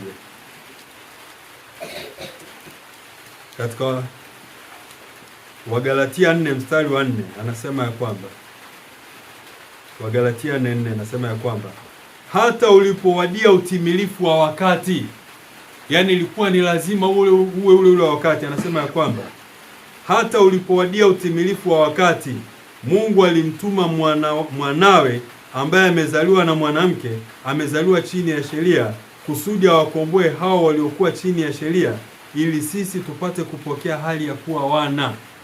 Kwa hiyo ilitakuwa ufike wakati, kwa hata ulipotimia utimilifu wa wakati, kwa Yesu hakuja wakati wote tu, ilitakuwa aje muda ambao saa ya mbinguni ilikuwa inaonyesha kwamba umefika muda wa yeye kuja kwa ajili ya kufa kwa ajili yetu. Kwa mpango wa ukombozi ulikuwa na muda maalum, na una muda maalum ambao umekuwa ulifunuliwa katika zile sikukuu. Kwa hiyo tunaona Yesu Kristo alikuwa ndio Pasaka. Wakati ule Yesu Kristo alikufa. Sikukuu ya pili ilikuwa ni ya mikate isiyotiwa chachu. Sikukuu ya mikate isiyotiwa chachu, tunamuona Yesu Kristo ndiye aliyetimiza hiyo huduma, kwa sababu yeye ndiye aliyekuwa nini, mwili wake haukuoza. Siku ya Sabato Yesu Kristo alikuwa kaburini na mwili wake haukuoza, kwa alitimiza sikukuu ya mikate isiyotiwa chachu. Sikukuu iliyofuata ilikuwa ni malimbuko ya kwanza, sikukuu ya kutikisa mganda, ambayo malimbuko ya kwanza Yesu Kristo ndiye alikuwa limbuko letu la kwanza. Kwa tunaona Yesu ndio alikuwa limbuko letu la kwanza. Kwa Yesu alitimiza zile sikukuu zote tatu kwa wakati uliofuatana kama ambavyo ilikuwa kwenye vielelezo. Kwa tunaona sasa hizo sikukuu tatu ni msingi, ni muhimu sana kuzielewa kwamba hizo sikukuu zote tatu zilitimizwa kwenye huduma ya ua wa nje. Zile sikukuu saba watu wa Mungu zimebeba huduma zote za ua wa nje, chumba cha kwanza na chumba cha pili. Kwa zile sikukuu tatu zilitimizwa kwenye huduma ya ua wa nje. Kwa kwenye huduma ya ua wa nje tunaona Yesu akiwa Pasaka, tunaona Yesu akiwa kaburini akitimiza mkate usiotiwa chachu, tunamwona Yesu huyo akiwa limbuko la kwanza. Kwa huduma ya ua wa nje ilikuwa imeisha kwa wakati ule maalum ambao ulikuwa umesemwa. Hasa tunakwenda kwenye sikukuu inayofuata ambayo ni ya Pentekosti, tunaona kwamba na yenyewe ilitimia katika muda ule, na sikukuu ya Pentekosti inatutoa kwenye ua wa nje, inatuingiza kwenye chumba cha kwanza cha hekalu. Ndio maana tunaambiwa kwamba njia ya ukombozi iko kwenye nini? Kwenye hekalu. Kwa huduma ya hekalu katika chumba cha kwanza, sikukuu ya 4 inatuingiza kwenye chumba cha kwanza ambayo ilikuwa ni Pentekoste. Na kwenye chumba cha kwanza, siku ambapo wanafunzi wa Yesu Kristo walipopokea mvua ya vuli na kuanza huduma yao, siku hiyo ndio Yesu Kristo anapoanza huduma yake ya pili kwenye chumba cha kwanza cha hekalu huko mbinguni. Kwa hiyo Yesu Kristo anapoanza huduma ya uombezi, siku hiyo ndio wanafunzi wanapopokea nini? Wanapopokea mvua ya vuli na kuanza kuhubiri duniani, ulimwenguni kote. Kwa hiyo tunaona sikukuu ya 4 ya Pentekosti nayo ilitimia katika ile siku ya 50. Ilikuwa ni siku ya 50. Kwa hiyo tunaona ilitimia kwa wakati ule kama ambavyo ilikuwa inaelezwa kwenye sikukuu za nini? Za vivuli. Kwa hiyo tunaona sikukuu ya 4 inatimia kwenye huduma ya nini? Ya chumba cha kwanza. Sikukuu ya 5 nayo bado tuko kwenye chumba cha kwanza. Sikukuu ya 5 ilikuwa nini? Baragumu. Baragumu nayo inakuja kutimia katika chumba cha kwanza. Kama ilivyokuwa ya vivuli, William Miller alipiga baragumu kwa siku 10. Kama ambavyo ilikuwa kwenye kivuli, ilikuwa inapigwa siku 10. Kuanzia siku ya kwanza ya mwezi wa 7 ilikuwa inapigwa mpaka siku ya 10. Kwa tunaona ya kwamba na yenyewe inatimizwa na William Miller, anapiga kwa siku 10, lakini sio siku 10 halisi, kwa miaka 10, kuanzia mwaka 1833 mpaka mwaka 1843. Kwa tunaona inatimia vile kwa wakati maalum. Halafu tunaona sikukuu inayokuja ni ya upatanisho. Sikukuu ya upatanisho na yenyewe ilikuwa na muda maalum ambapo Yesu Kristo anaama kutoka kwenye chumba cha ngapi? Chumba cha kwanza kwenda kwenye chumba cha pili, ambapo sasa tunaona sikukuu ya 6 inatuingiza kwenye chumba cha pili. Kwa sikukuu ya 6 inafanyika kwenye chumba cha pili. Na sikukuu ya 6 inapoisha, sikukuu ya 7 haifanyiki tena kwenye hekalu. Maana sikukuu ya 7 kazi ya hekalu inakuwa imeisha. Na maana sikukuu ya 7 ni ya vibanda, ni nje ya hekalu. watu wanaenda kufanya sherehe, ambapo ni miaka 1000 mbinguni. Haiko kwenye ulimwengu sikukuu ya saba ambayo ni halisi. Kwa sasa hivi tunaishi kwa katika zile sikukuu saba za Wayahudi. Yesu Kristo aliufunua mpango wa ukombozi. Unajua watu wa Mungu, mpango wa ukombozi umefunuliwa kwenye saba. Ukienda kwenye kitabu cha Ufunuo kuna saba nyingi. Mpango wa ukombozi umefunuliwa kwenye saba. Anasema kwenye Ufunuo, kwa sababu ya muda tu tukaanza kuangalia zote, lakini kwenye Ufunuo utaona kwamba kuna makanisa 7, miuli 7, baragumu 7, tarumbeta 7, ngurumo 7, mapigo 7. Ni 7. Kwa mpango wa ukombozi umejengwa kwenye 7. Hasa kwenye pambano kuu kuna taarifa nyingine ambayo Mungu alikuja kutufunulia mimi na wewe kupitia kwa dada White, inahusiana na nini? Na miaka ya ukomo wa pambano, tukafunuliwa macho kuona kwa uwazi zaidi. Kuna taarifa nyingine ambayo tulikuja kufunuliwa tunapokwenda kwenye pambano kuu kupitia dada White, ametuelezea kuna taarifa nyingine ambayo tulikuja kuongezewa inahusiana na mpango wa ukombozi, ambapo dada White hakuleta taarifa mpya, alileta taarifa ambayo iko kwenye Biblia, sababu mpango wa ukombozi umejengwa kwenye 7. Kwa Mungu siku moja, kwa mwanadamu miaka 1000. Kwa kama umejengwa kwenye 7, miaka 1000 ambao ndio mpango wa ukombozi, 6 duniani, 1000 mbinguni. Tuangalie katika pambano kuu, nisiende mbele mwenyewe nikajitangulia. Kurasa wa 659 aya ya 3. Pambano kuu 659 aya ya 3.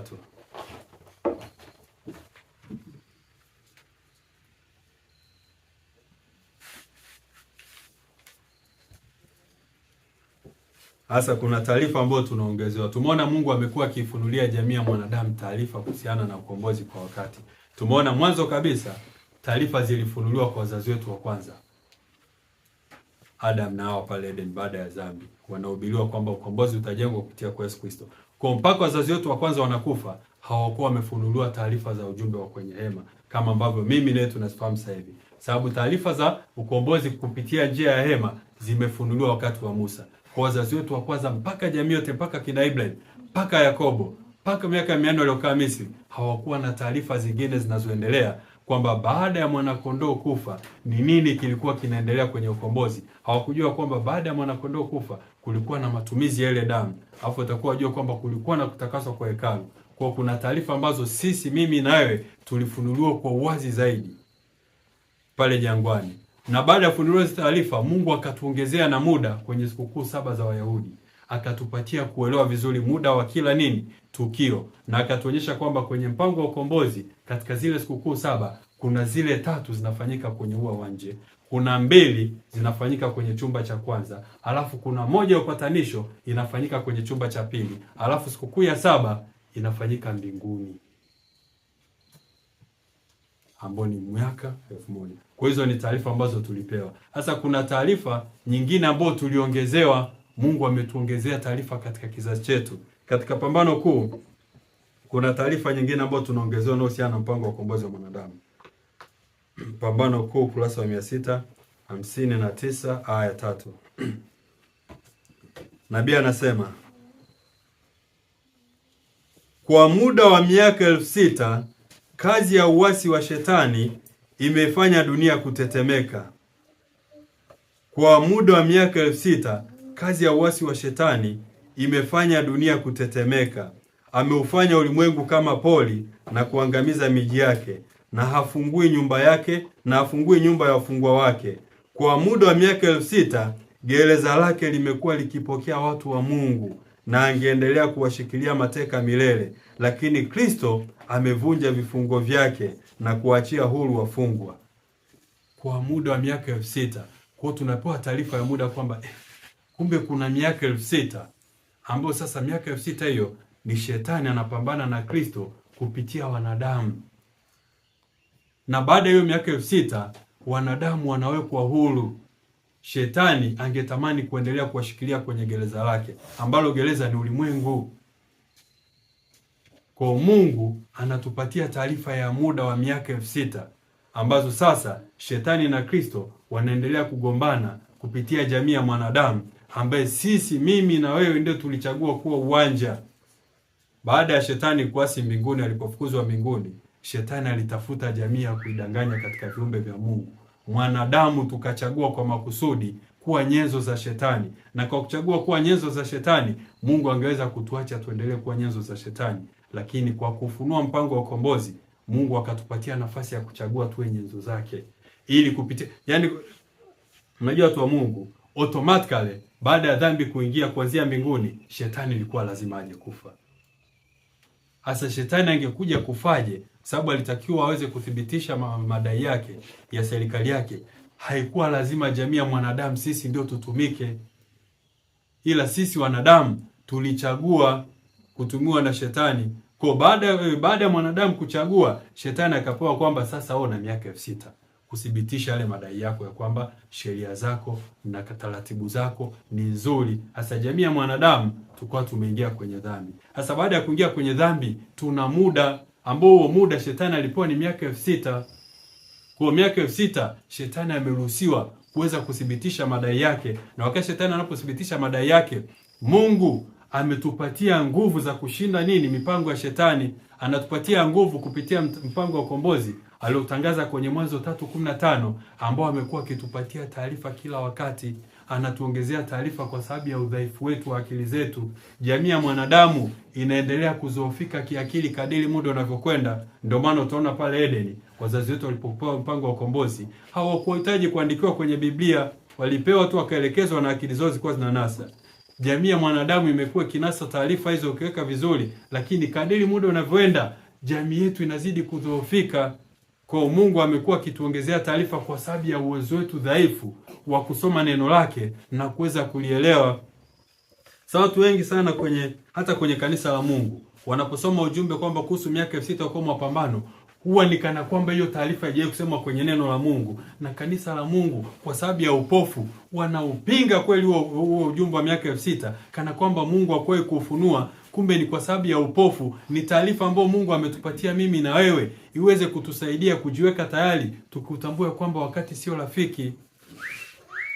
Kwa tunapoendelea kuangalia takuja tuelewa kwamba tuko kwenye kizazi cha mwisho, na taarifa ya miaka 6000 ni ya muhimu ya kutusaidia mimi na wewe kujua tuko kwenye nyakati zipi. Katika ukurasa huo ukurasa wa 660 aya ya pili. Ukurasa wa 600 kwa tumefuata taarifa nyingine ambayo tulifunuliwa ni miaka 6000. Tukafunuliwa kwamba shetani amepewa miaka 6000. Sasa kuongezewa taarifa nyingine, kuna taarifa ambayo tunaendelea kufunuliwa kupitia kwa dada White na hii taarifa anayosema sio mpya, ipo kwenye neno la Mungu pia. Katika ukurasa wa 660 aya ya pili, nabii anasema, kwa muda wa miaka 1000 shetani atatangatanga huku na huko katika ukiwa wa dunia ili kutazama matokeo ya uasi wake juu ya sheria ya Mungu. Mateso yake ni makali sana katika kipindi hiki. Tangu anguko la maisha yake ya kushughulika daima yalikuwa yameondoa tangu anguko lake maisha yake ya kushughulika daima yalikuwa yameondoa shutuma, lakini sasa amenyang'anywa uwezo wake na kuachwa kutafakari sehemu aliyokuwa ameitenda tangia alipoanza kuasi serikali ya mbinguni na kuangalia mbele kwa kutetemeka na hofu kuu kwenye mwisho wa kutisha sana, wakati itakapompasa kuteseka kwa ajili ya uovu wote aliotenda na kuadhibiwa kwa ajili ya dhambi alizosababisha zitendeke. Kwa kuna miaka 1000 ambapo shetani ataachwa tange katika ulimwengu huu pakiwa hamna wa kumdanganya. Asio miaka 1000 ni nje ya ile 6000. Ile 6000 wanadamu wapo ili shetani awadanganyi. Sasa ukichukua ile 6000 jumlisha 1000 unapata 7000. Kwa mpango wa ukombozi ni miaka 7000. Miaka 6000 shetani ataruhusiwa kuwadanganya wanadamu hapa duniani, na atakapokuwa ameshindwa kufanikisha malengo yake, kuna wanadamu ambao wataenda mbinguni, wale watakao kuwa wametumia neema ya Mungu vizuri kwa kuchagua vizuri. Yesu alikufa ili mimi na wewe tupewe nafasi ya kuchagua tena. Ule uwezo wa kuchagua ambao Mungu alitupatia pale Edeni tuliupoteza baada ya dhambi kuingia. Lakini Yesu Kristo alikufa, mshahara wa dhambi ni mauti, litakuwa mimi nawe tufe. Lakini kupitia haki ya Yesu Kristo, kupitia huduma yake ya upendo, mimi na wewe tumepewa nafasi ya kuchagua. na nafasi hiyo tunao kwa miaka 6000 tu. Kwa miaka 6000 kila mtu ana nafasi ya kuchagua tena baada ya kuwa tumetenda dhambi pale Edeni. Kwa miaka 6000 hapa duniani, miaka 1000 mbinguni. Tusome tena katika ukurasa wa 673 aya ya pili. Pambano kuu. 673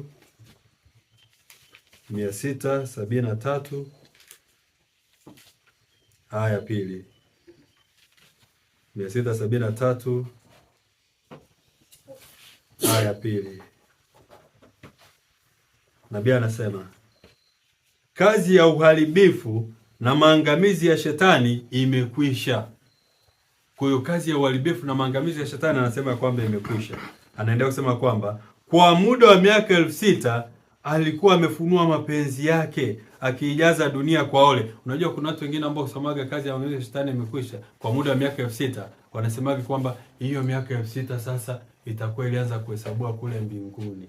Miaka 6000 kama imeanza kuhesabiwa mbinguni, na wakati hapa msema amekuwa akifunua wale zake kwa dunia, unawezaje kuwa umesoma neno la Mungu kwa kuchanganyikiwa ukasema ya kwamba hiyo miaka 6000 inawezekana ilianza kuhesabiwa mbinguni, sio hapa duniani? Kwa kuna watu wa Mungu wanasomaga ile neno la Mungu vibaya. Ninaumia kwa sababu kanisa la Mungu linashindwa kuona hii ujumbe wa miaka 6000. Watu wangeweza kusoma vizuri, na wachungaji ambao wangepaswa kuwapa watu chakula kwa wakati, wangelisoma vizuri ile neno na kulielewa, badala ya kutumia nguvu kubwa ya kukataa ujumbe, wangetumia nguvu kubwa ya maombi ili kuweza kupata uelewa sahihi, na kwa neema ya Mungu tutaenda kupata uelewa sahihi. Kwa sababu pia kuna ushupavu kwenye ile miaka 6000, na tumeona ushupavu mwingi ukitokea kwenye miaka 6000. Sababu kuna watu mpaka wanateleza miaka 6000 inaishia lini. Wengine wanadi miaka. Kitu ambacho Mungu hajatupatia hizo taarifa kwa neema ya Mungu, nisijitangulie kwenda mbele. Kwa watu wa Mungu, tunapaswa kuwa na uelewa sahihi. Kwa Mungu ameufunua mpango wa ukombozi kwa hatua nyingine, akatupatia muda wa miaka 7000. 6000 hapa duniani, 1000 mbinguni. Anasema ya kwamba kwa muda wa miaka 6000 alikuwa amefunua mapenzi yake akiijaza dunia kwa ole na kusababisha huzuni katika ulimwengu wote. Viumbe vyote vimegugumia na kupiga kite na vimetabika pamoja kwa maumivu na uchungu. Sasa viumbe vya Mungu vimeokolewa milele kutoka mbele yake na katika majaribu yake. Dunia yote inastarehe na kutulia, wenye haki wanaanza kuimba. Kwa ni kwa miaka 6000. Baada ya miaka 6000 wanadamu waliochagua vizuri watakuwa huru kutoka kwenye hili gereza la shetani ambalo ni ulimwengu. Kwa shetani ataachwa miaka 1000 atafakari uharibifu aliofanya kwa miaka 6000. Kwa mpango wa ukombozi miaka 7000. Miaka 6000 duniani, miaka 1000 mbinguni, watakatifu wa Mungu. Miaka 1000 hiyo shetani atakuwa mwenyewe katika ulimwengu, wakati waovu wakiwa kaburini. Kwa atakuwa shetani na mawakala wake, malaika waovu watakuwa pamoja naye, wakiteseka wakitafakari duniani kile walichosababisha kwa sababu ya uasi wao. Tumalizie ukurasa wa 656 kuhusiana na miaka 6000. 656 Pambano kwa ya kwanza.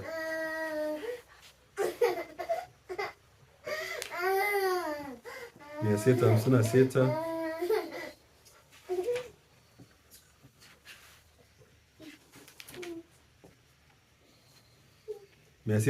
ya kwanza. Nabii anasema kwa miaka 6000 pambano kuu limekuwa likiendelea. Mwana wa Mungu na wajumbe wa mbinguni wamekuwa katika mapigano na mamlaka ya mwovu, kuwaonya, kuwaangazia na kuwaokoa watoto wa wanadamu. Na sasa wote wameshafanya maamuzi yao. Kwa miaka 6000 inapokuwa imekoma, watu wote wanakuwa wamefanya uchaguzi wao. Kwa tulipewa nafasi ya kufanya maamuzi upya baada ya dhambi. Kwa tumepewa miaka 6000. Kwa kila mtu anatakiwa afanye maamuzi kabla ya ukomo wa pambano. Anasema ya kwamba muda umewadia wa Mungu kuthibitisha mamlaka ya sheria yake iliyovunjwa. Kwa muda umewadia ambapo baada ya miaka 6000 pambano kuu linakuwa limekoma na mpango wa ukombozi unakuwa unaelekea kuisha, lakini kunakuwa na miaka 1000 sababu mpango wa ukombozi unaisha baada ya dhambi kuangamizwa. Dhambi haiangamizwi baada ya miaka 6000. Dhambi inaangamizwa baada ya miaka 7000. Kwa miaka 6000 ni pambano hapa duniani. Miaka 1000 tutakuwa mbinguni, sio kwenye pambano, ila shetani atakuwa muda wa kutafakari uasi aliofanya.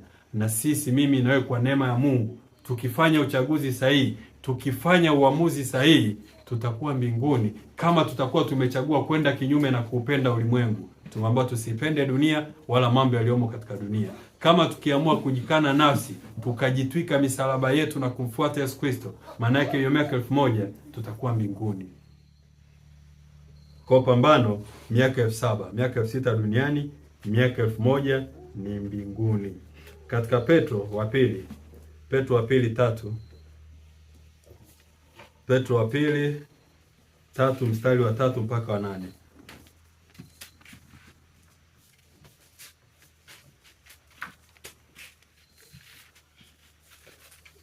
Petro wa pili 3 mpaka 8. Yanasema ya kwamba mkijua kwanza neno hili, ya kwamba katika siku za mwisho watakuja na dhihaka zao watu wenye kudhihaki, wafuatao tamaa zao wenyewe. Watu wanaofuata tamaa zao wenyewe, tamaa za mwili, tamaa za macho, kiburi cha uzima. Watu wanaodhihaki, kuna watu ambao watakuja na dhihaka, wanaofuata tamaa zao, ambazo zile tamaa ndizo zinazowafanya kuupenda ulimwengu. Mstari wa 8 anasema, na kusema, iko wapi ahadi ile ya kuja kwake? Kwa maana tangu hapo babu zetu walipolala, vitu vyote vinakaa hali hiyo hiyo tangu mwanzo wa kuumbwa. Kuna watu wanazeeka sema, nimekuwa mkisema Yesu anarudi, Yesu anarudi, Yesu anarudi. Kwa watakuja na dhihaka zao. Sema ngoja tuwasubirie tena. Ngoja tuwasubirie tena. Utapita muda na Yesu arudi. Tulishajua Yesu ajagi. Nisema Yesu atakuja na Yesu aji. Kwa kuna watu wanadhiaka, na kila mtu mwenye dhiaka, kila mtu ambaye hataki kuona kwamba dunia inaenda kwenye ukomo, kila mtu ambaye aruhusu macho yake yafunguke kuona hivi. Ni kwa nini watu wa Mungu wanakuwa wapendi kuona kwamba dunia inakaribia kufika mwisho na wafurahie? Ni kwa sababu wanaipenda nini? Dunia. Kiona mtu yote ambaye hapendi kuona dunia inafika mwisho, watu itakuwa taarifa za kwamba dunia inaenda mwisho tusipokee kwa furaha, lakini watu hawazifurahii. Ni kwa nini hawazifurahii? Kwa sababu wanaipenda nini? Dunia. Wanaupenda ulimwengu. Mstari wa 6 anasema ya kwamba, turudi mstari wa 5. Maana mstari wa 5 tukua wa 4 tukua tuliomaliza, anasema ya kwamba, kwa maana tangu hapo babu zetu walipolala, vitu vyote vinakaa hali hiyo hiyo tangu mwanzo wa kuumbwa. 5. Maana hufumba macho yao wasione neno hili, ya kuwa zilikuwako mbingu tangu zamani, na nchi pia imefanyizwa kutoka katika maji na ndani ya maji kwa neno la Mungu. 6. Kwa hiyo dunia ile ya wakati ule iligarikishwa na maji ikaangamia, lakini mbingu za sasa na nchi zimewekwa akiba kwa moto, kwa neno lilo hilo, zikilindwa hata siku ya hukumu na ya kuangamia kwao wanadamu wasiomcha Mungu. 8. Lakini wapenzi, msilisahau neno hili, kwamba kwa Bwana siku moja ni kama miaka 1000, na miaka 1000 ni kama siku moja. Kwa Mungu, unajua watu wanasemaga, mbona muda dunia imekaa miaka mingi? Yesu alisemaga atarudi. Kumbuke kwamba kwa Mungu siku moja ni kama miaka 1000 kwetu, na miaka 1000 kwetu ni kama siku moja kwa nani? Kwa Mungu. Hebu tuangalie uelewa wa pioneers, wa watangulizi wetu. Unajua watu wa Mungu, kanisa la Adventista wa Sabato linainuka tarehe 22 mwezi wa 10 mwaka 1844, lakini linakuja kusajiliwa mwezi wa 5 mwaka 1863. Wakati kanisa hili linainuka, kulikuwa na watangulizi. Tunapokuwa tunasoma neno la Mungu, tujaribu kulinganisha uelewa wetu wa sasa hivi kuhusu jumbe hizi zinatupeleka mwisho wa wakati, tufananishe na uelewa wa watangulizi wetu. Walikuwa na uelewa gani kuhusiana na ukomo wa pambano, na kuhusiana na hii miaka 6000 na miaka 7000 ukomo wa pambano? Kuna mtu mmoja anaitwa J.N. Endu. J.N. Endu ni moja ya pioneers, ni moja ya missionary wazuri ambao Mungu aliwatumia kwa kazi kubwa wakati kanisa hili linatengenezwa. Wakati misingi ya kanisa hili inatengenezwa, ni moja ya watu wazuri ambao Mungu aliwatumia. Wakati ule, wakati J.N. Endu anatumwa kwenye mission nje ya nini, ya Marekani, dada White alisema ya kwamba tunatuma best Yaani alimuita kwamba tunatuma mjumbe bora zaidi kuliko wajumbe wengi tulionao katika kanisa. Kwa JNN alikuwa ni mmoja kati ya wajumbe wazuri ambao Mungu aliwatumia katika kipindi kile katika pioneers wakati wanatengeneza kanisa. Sasa JNN alikuwa na mtizamo wake kuhusiana na miaka 7000. Kulikuwa na mtizamo ambao sasa ninaamini ndio ulikuwa mtizamo wa pioneers. Utajaribu kuangalia mtizamo wao na mtizamo tulionao kanisa la Mungu sasa hivi. Jaribu kulinganisha kwamba hivi mtizamo ulikuja kubadilikia wapi? Shetani alikuja kufanya nini akabadilisha mtizamo wa kanisa la Mungu kuhusiana na ujumbe wa miaka 6000, ujumbe wa miaka 7000 kwa mapambano. Miaka 6000 duniani, miaka 1000 mbinguni. Kipindi kile kulikuwa hadi na wimbo kwenye vile vitabu vikubwa vya nyimbo za Kristo, kulikuwa na wimbo ambao ulikuwa unaongelea kwa mapambano ya miaka 6000. Kulikuwa hadi na wimbo kabisa ulikuwa ambao wimbo siku hizi haupata wimbo kwenye makanisa yetu. Kwa shetani ameuchukia zaidi ujumbe katika kipindi ambacho tuliuhitaji zaidi. Yaani kipindi ambacho tunahitaji zaidi hii message, shetani ndio amejaribu kutumia nguvu nyingi kufunga. Hasa pioneers wetu walikuwa na uelewa gani kuhusiana na hicho kitu? Tuangalie, kuna kitabu kimoja tunaelekea mwisho, tunapoelekea mwisho, kuna kitabu kimoja ambacho kinaitwa, kuna kitabu kimoja hapa ambacho kinaitwa The Complete Testimony of Fathers of the First 3 Centuries Concerning the Sabbath and the First Day. Kifupi kinaitwa TFTC. Kurasa wa 107 aya 5 nitasoma na 108 aya ya kwanza. Hasa kuna uelewa ambao walikuwa nao kuanzia huko nyuma. Walikuwa na uelewa gani kuhusiana na hili? Anasema ya kwamba kwa hivyo, kwa kuwa kazi zote za Mungu zilikamilishwa ndani ya siku 6, ulimwengu lazima uendelee katika hali yake ya sasa kupitia njia ya umri wa 6. Kwa kuwa kazi za Mungu zilikamilishwa kwa siku 6, ulimwengu lazima uende na umri wa 6. Hajasema miaka 6, amesema umri wa 6. Maana yake 6th age. 6th age. Lazima tuende na umri wa 6. Anasema ya kwamba ambayo ni miaka 6000. Kazi zote zilikamilika kwa siku ngapi? 6. Kwa ulimwengu nao lazima uende kwa umri wa 6 ambao ni miaka 6000. Aendelea kusema ya kwamba kwa kuwa ile siku kubwa ya Mungu imefungwa kwenye mduara wa miaka 1000. Ile siku kuu ya Mungu ambayo ni nini? Greek Day, ambayo ni siku ya 7, yani Sabato, imefungwa kwenye mduara wa miaka 1000. Maana yake siku 6 miaka 6000, alafu siku 1 miaka 1000, ambao ukijumlisha unapata miaka mingapi? 7000. Anaendelea kusema ya kwamba kama mtume anavyoonyesha, ambaye anasema kwamba kwa Bwana siku moja ni kama miaka 1000 na miaka 1000 ni kama siku moja. Karudia kunukuu ile fungu ambayo tumeitumia. Kwa Mungu siku moja, miaka 1000 kwetu. Kwa mpango wa ukombozi umejengwa kwenye 7000, miaka 7000, siku 7.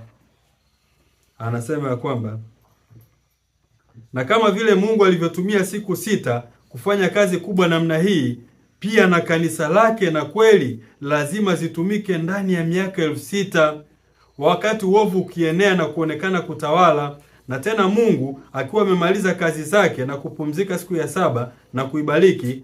Katika mwisho wa mwaka wa 6000 uovu wote utakomeshwa duniani na haki itatawala kwa miaka 1000.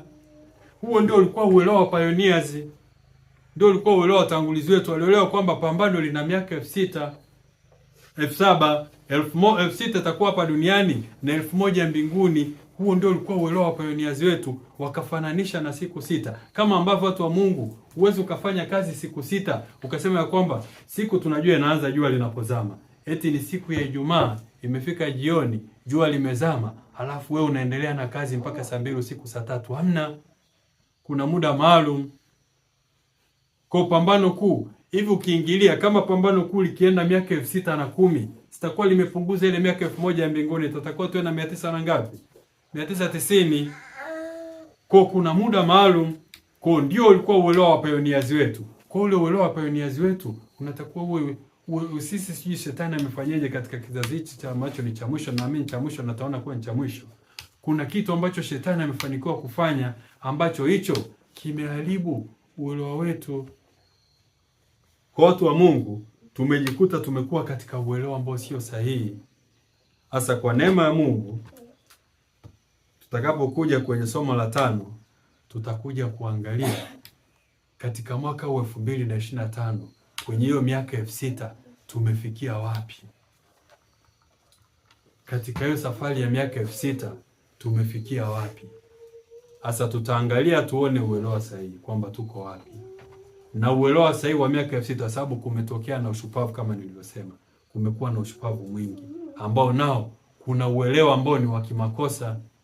Kwa watu wa Mungu wengi watafiti, na sio watu wabaya ambao wanakuja na ule uelewa ambao unakuwa wakati mwingine sio sahihi, ni watu wanaotafuta, wanaojaribu kufanya utafiti ili kupata uelewa sahihi, lakini pia wanajikuta wanaingia kwenye kutafuta vitu ambavyo Mungu ametuzuia. Kwa neema ya Mungu tutakuja kuona ya kwamba katika mwaka wa 2025 tuko wapi katika hiyo miaka 6000 ya kwa mapambano. Je, imefika? Je, muda maalum unaishia lini? Tutakuja tuone muda maalum, sababu kuna muda maalum wa miaka 6000. Je, tunaujua muda maalum wa miaka 6000 na huo muda maalum unaishia mwaka gani, ili tuanze miaka 1000 ya mbinguni? Kwa watu wa Mungu tuendelee kuombea wakati ambapo Mungu atatupatia nafasi tena tuweze kutumia kwa uaminifu wakati huo. Tuendelee kuombea mada hii, na tunawapenda wote wanaofuatilia, wasikilizaji wetu, watazamaji wetu. Tunawaombea Mungu awapatie uelewa sahihi. Tuendelee kuombeana kwa neema ya Mungu tuwe katika uelewa sahihi wa haya maneno na tuutumie vizuri wakati ni muhimu mno kwenye safari ya mwanadamu ya ukombozi. Wakati ni muhimu mno, na hata ulipotimia wakati, utimilifu wa wakati, Yesu alikuja akafa katika dunia. Baba alimtoa mwanawe pekee akaja kufa kwa ajili yangu. Niwakaribishe tuombe watu wa Mungu.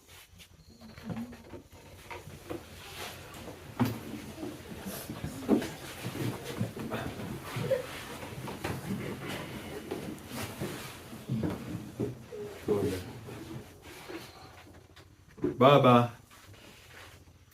uliye mtakatifu, Baba uliye mwema, tunakushukuru kwa namna ya pekee ambavyo umezifunua tena kweli hizi katika mioyo yetu.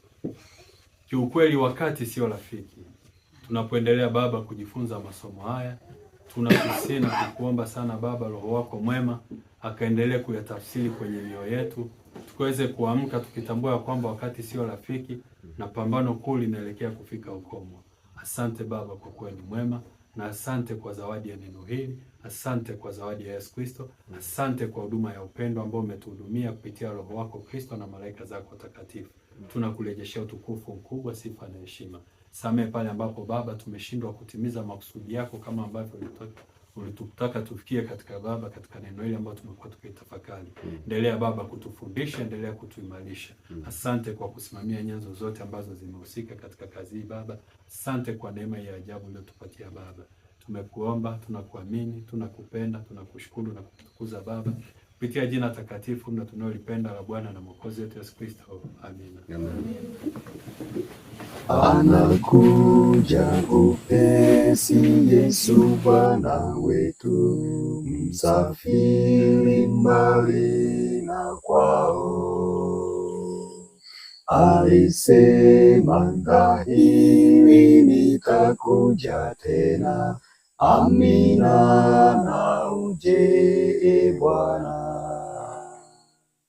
Yuaja Yesu, atarudi sasa, anakuja duniani. Wasafiri wote watapumzika Yesu anaporudi tena.